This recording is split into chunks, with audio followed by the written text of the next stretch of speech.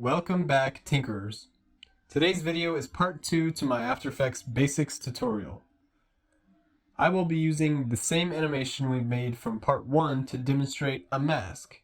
If you don't know what a mask is, a mask in its simplest form is an invisible window that will allow images and videos to be seen only when inside of it.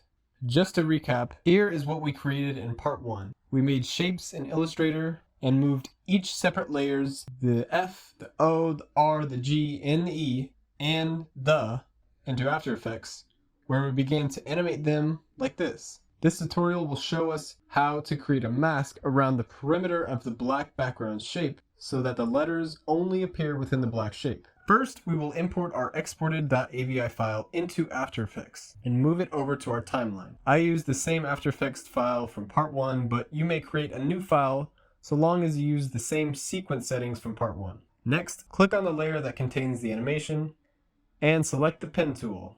G is the hotkey.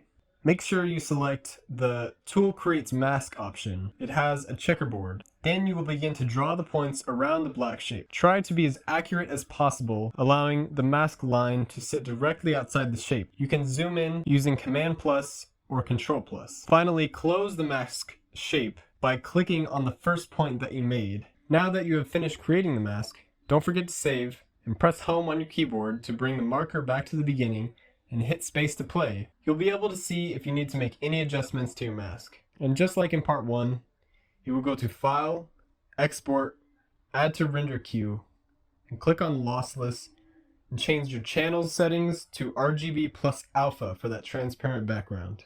And don't forget to name it and hit render. That's it, you're done. Thanks for watching.